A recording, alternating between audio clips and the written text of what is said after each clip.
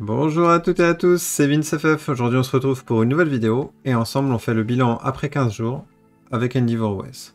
EndeavourOS, pour rappel, c'est l'installation d'une Arch Linux en graphique en 20 minutes, grosso modo, qui vous donne un accès à Internet, très simple et pas comme sous Arch Linux, une installation des miroirs Arch Linux, des pilotes graphiques très simplement, une interface graphique légèrement modifiée par rapport à Arch Linux, mais on est vraiment, hormis cela, sur la plus pure tradition d'une Arch Linux, et en 20 minutes vous allez vous retrouver avec une Arch Linux avec quelques petits outils installés de base qui vont vous faciliter clairement la vie et gagner énormément de temps. Donc, une fois que ça c'est dit, EndeavourOS, si vous regardez en haut à droite, je l'ai notifié d'un jaune avec un coup de cœur. J'ai très longuement hésité à mettre un vert, et vous allez comprendre pourquoi. Pour moi, les énormes avantages d'EndeavourOS qui font que j'ai vraiment hésité avec un vert, en premier lieu, c'est l'énorme compatibilité logicielle. Vous avez 3-4 dépôts qui sont hyper importants pour Arch, c'est le core, le multilib, l'extra et le community. Avec ceux-ci, vous avez pratiquement tous les logiciels disponibles sous Linux, sous la main, et EndeavourOS vous les met de base. Donc avec un pacman-s, n'importe quel logiciel, vous avez d'énormes chances de le trouver dans les dépôts d'EndeavourOS de base. Ça pour moi c'est un énorme avantage. Ensuite, comme je vous l'ai dit, donc du coup, vous installez en graphique une Arch Linux en 20 minutes, donc avec un calamares des familles, c'est vraiment très simple. Le système est épuré, c'est-à-dire que vous choisissez l'option online ou offline, vous avez deux méthodes différentes. Ça c'est un peu bizarre, je trouve. J'aurais préféré d'avoir des systèmes cohérents entre le online et le offline, mais bon, peu importe. Le online, vous tomberez sur le DE dans sa version Vanilla, sans aucun changement. Dans sa version offline, une version un peu plus modifiée d'un XFCE. Mais dans les deux cas, on se retrouve avec un système épuré, sans froufrou, et qui fonctionne vraiment très bien. Donc là, c'est au top. Et pour finir, du coup, les pilotes NVIDIA qui sont installés dès la première mise à jour. C'est-à-dire que vous n'avez rien à faire, pas d'ajout de dépôt, pas d'installation de NVIDIA Installer. C'est vraiment, vous lancez votre EndeavourOS, vous mettez à jour vos miroirs, donc vous êtes obligé de le faire, et ensuite vous lancez votre première mise à jour. Et dans cette première mise à jour, vous aurez les pilotes NVIDIA propriétaires installés directement. Donc pour moi, c'est les gros avantages d'EndeavourOS, et ça aurait mérité un vert. Dans les points améliorés, j'ai eu des soucis avec Pipewire, qui est un nouveau logiciel pour gérer votre son, et étonnamment, si je mettais mon casque du coup à la sortie de mon micro ou à la sortie de mon écran, donc HDMI, le son fonctionne très bien. Par contre à la sortie de ma carte mère, c'était HS, donc j'avais des gros grésillis. Depuis une dernière mise à jour, les grésillis sont partis, donc là très bien, mais j'ai quand même eu plusieurs soucis avec Pipewire, donc c'est pour ça que je le mets dans les points à améliorer. Pour info, quand vous installez Arch Linux avec le Arch Installer, il vous demande si vous voulez utiliser Pulse Audio ou Pipewire. Donc Pipewire est peut-être un peu trop récent, en tout cas avec mon matériel. L'intégration Qt. Donc moi j'ai utilisé le méthode XFCE offline, donc c'est-à-dire que j'étais avec un XFCE de EndeavourOS, et de base les applications Qt comme KDE Live ne sont pas bien intégrées et c'est un peu dommage. Clairement il faut installer les thèmes brise et brise sombre pour obtenir une intégration Qt bien meilleure. Et ensuite on a les risques au niveau mise à jour. Donc on reste sur une Arch, donc elle n'est clairement pas conseillable cette distribution si vous ne savez pas ce que vous faites. C'est-à-dire que vous utilisez votre distribution Linux et vous cliquez sur mise à jour comme vous le feriez sur un Windows 10 ou sur un macOS, passez votre chemin parce que Arch finira par planter votre machine, car il faut vraiment savoir ce que l'on fait avant de mettre à jour. Bon, très clairement, c'est le conseil que je donne tout le temps. Dans les faits, là, ça fait 15 jours que j'utilise EndeavourOS, donc j'ai fait mes mises à jour tous les jours, donc ce qui n'est pas forcément conseillé par le wiki d'Arch. Vous allez voir sur le wiki d'Arch, il vous conseille de faire une mise à jour hebdo ou une mise à jour toutes les 15 jours. Et surtout pas de faire une mise à jour quotidienne. Moi j'ai voulu pousser le vice et faire une mise à jour quotidienne. J'ai eu deux soucis. Donc le premier souci, donc j'ai démarré mon système et j'avais perdu mes pilotes Nvidia. Donc je suis retrouvé avec une interface en 1024 par 768 de résolution. C'était pas fou. Et j'ai eu un autre problème qui était plus mineur, c'est mon Audacity qui ne démarrait pas. Et en fait, dans les deux cas, j'ai laissé 2 heures ma machine, on va dire, traîner. J'ai refait un pacman-sy update. Et hop, une nouvelle mise à jour corrigeait les problèmes. Donc en fait, c'est donc un risque de mise à jour, c'est-à-dire que si vous ne savez pas ce que vous faites, vous risquez de planter votre machine. Et en même temps, l'énorme avantage de Arch, c'est que si vous attendez enfin, même rien qu'une journée, la mise à jour va popper et votre système va pouvoir redémarrer comme avant. Donc ça, c'est vraiment un énorme point. Si on va dans le détail maintenant. Donc l'installation par Calamares, c'est clairement du vert. On se retrouve sur une Arch Linux, comme si on installait une Mageia, une OpenSUSE, c'est clairement avec une facilité déconcertante. Pour moi, c'est vraiment le top du top. Attention juste à Pipewire et aux cartes son, qui sont un peu juste niveau compatibilité matérielle. Côté mise à jour. Donc on peut soit réaliser la mise à jour avec l'outil d'Endeavour, donc en graphique mais qui lance finalement un terminal derrière, ou soit utiliser la commande pacman-sy update, qui fonctionne merveilleusement bien, super rapide. Donc comme je vous l'ai dit, j'ai eu un léger bug remonté durant les 15 jours, mais c'est vraiment faible par rapport à l'idée que je m'en étais fait il y a 3-4 ans où les Arch Linux tombaient plus vite que la musique.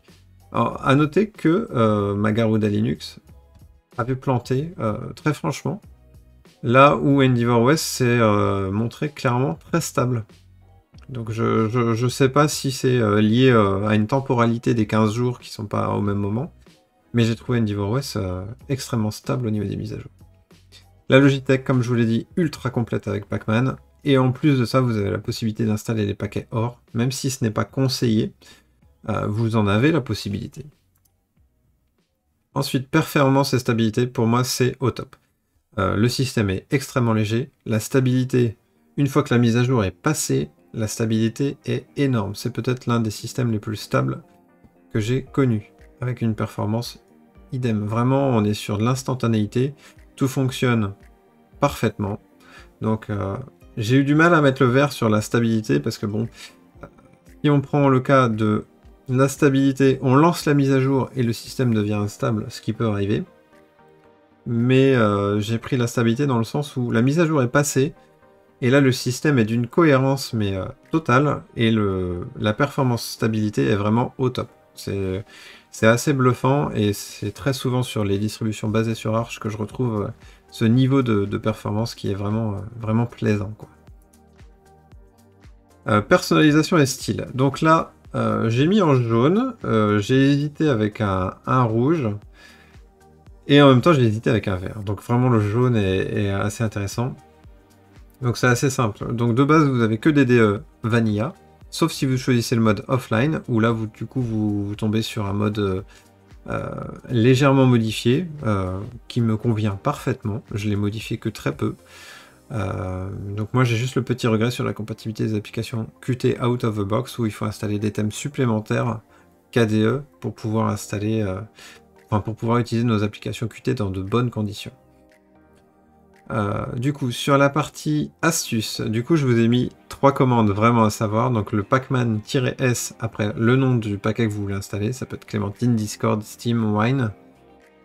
Ça c'est vraiment la commande terminale à savoir. Le pacman-sy, donc qui vous permet de mettre à jour vos miroirs. Le pacman-sy donc U pour update, donc là qui vous permet de mettre à jour votre machine. Ces 3 commandes sont primordiales sur EndeavourOS comme sur Arch. Côté easy to use, donc j'hésitais encore une fois entre rouge et jaune. Clairement le rouge d'easy to use, ça sera pour une Arch Linux ou même pour une Debian, très clairement. Mais là EndeavourOS arrive à se hisser à un niveau où finalement c'est assez facile à installer, facile à utiliser, mais en restant sur ses gardes quand même, et je réinsiste sur les risques de mise à jour, qui est pour moi vraiment un point noir si vous êtes débutant sous Linux, je ne vous conseille pas cette distribution. Par contre, si vous avez déjà fait vos armes sur Linux, c'est-à-dire grosso modo 6 mois sur une autre distribution et que vous commencez à comprendre l'intérêt de tel ou tel paquet, vous pouvez tester EndeavourOS. Très franchement, c'est une excellente distribution. Ensuite, communauté FR. Donc là, je me suis planté lors de mon premier contact. En fait, j'avais pas vu que dans le forum d'EndeavourOS, en fait, il y a une rubrique français. Tout simplement. Et en fait, je pensais que... Bon, bref. Comme sur d'autres distributions où on avait un forum FR dédié, là non, en fait, on a juste une catégorie français où du coup, bah, on retrouve plein de posts FR, en sachant quand même que la commu globale d'EndeavourOS est plutôt tournée sur le modèle international en anglais plutôt qu'en FR, mais on peut pas dire que c'est inexistant, donc c'est jaune, c'est une petite communauté qui est franchement vivante, et ce que j'ai vu m'a bien plu. Sincèrement, ce que j'ai vu m'a bien plu. Donc pour résumer, du coup j'ai mis un jaune avec un coup de cœur, malgré que, au vu de ce que je vous dis, on est passé pas loin du vert, parce que c'est une distribution que je vais garder très franchement sous le coude. Impossible que ce soit ma distribution main sur mon desktop. Très franchement, j'ai bien aimé ce que j'ai vu, et la performance est là, la Logitech est complète. On a le choix de n'importe quel DE, donc l'intérêt d'Arch Linux. Donc très clairement, j'ai envie de le tester plus longtemps pour voir ce que ça donne. Donc voilà, franchement j'ai été piqué, encore un coup de cœur. Du coup, si on le compare, donc là, on est sur un comparatif résultat test Linux avec une utilisation gaming et multimédia. Il faut vraiment avoir ça en tête quand vous regardez le tableau comparatif. Du coup, il n'est pas dans le top 5. Il est juste à l'entrée, donc top 6. L'installateur est en vert, donc on est sur un installateur graphique. Les mises à jour, donc là c'est du jaune, parce que bon, je suis tombé sur quelques mises à jour qui m'ont fait planter ma machine. Pas longtemps, mais ça a quand même fait planter la machine. Matériel, on est en jaune parce que la carte graphique est au top, mais la carte son, c'était un peu moins bon ce coup-ci. Mais après mise à jour, on est OK. Donc c'est à noter, donc potentiellement si je refais le test les 15 prochains jours, le matériel passerait en vert. Donc c'est important à savoir, c'est pour ça que on est franchement passé pas loin du vert.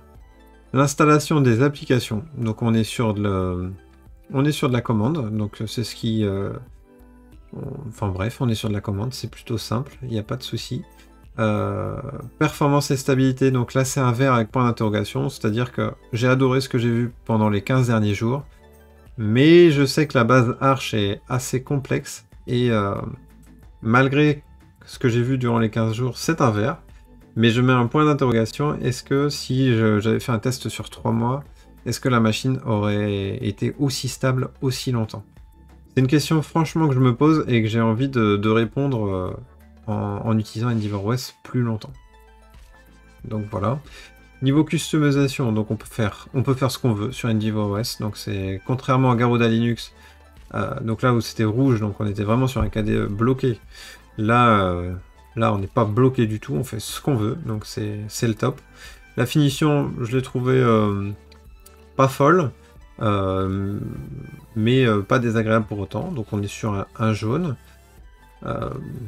Voilà quoi, on est sur du moyen, quoi. Il n'y a pas de jugement de valeur. Easy to use, je vous ai déjà expliqué. Communauté FR aussi. Donc on est sur un bilan jaune et avec un coup de cœur. Donc voilà, ça nous rend ce conseil sur EndeavourOS en numéro 6 des choix de distribution Linux. Si vous avez une utilisation gaming et multimédia. Voilà, donc ça c'est mon avis. Donc maintenant pour la suite, donc on a PopOS 21.04 qui devrait sortir, enfin qui est sorti il n'y a pas longtemps. Donc c'est le prochain test sur la chaîne tout court. Ensuite, moi ce que j'attends c'est Debian 11, Sparky Linux, on va faire un test de Manjaro, de Chaos Linux qui m'intéresse beaucoup, moi qui adore KDE. On a Q4OS, on va tester Zorin, et peut-être que même j'achèterai la version Zorin complete. Et on a Elementary OS qui est aussi en bêta qui devrait arriver. Et je pense qu'une fois que ces distributions seront passées, eh ben on aura fait le tour. Et je verrai à ce moment-là sur quelle distribution je m'arrête pour mon desktop.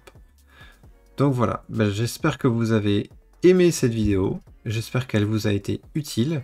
N'hésitez pas, comme la dernière fois, à ajouter dans les commentaires vos commentaires sur la distribution. Est-ce que vous l'aimez, est-ce que vous ne l'aimez pas? Moi perso, c'est un petit coup de cœur. Et franchement, ça a piqué mon intérêt. Donc, comme je vous l'ai dit, il est très probable que Endeavour West repasse à la casserole une fois que j'aurai fait le tour de toutes les grandes distributions. Donc voilà. Bon allez, sur ce, je vous laisse. N'hésitez pas à me rejoindre sur le Discord aussi, à liker la vidéo, ça aide toujours la chaîne à la faire connaître. Donc voilà, je vous remercie d'avance, et sur ce, je vous dis tchuss. Allez, à plus.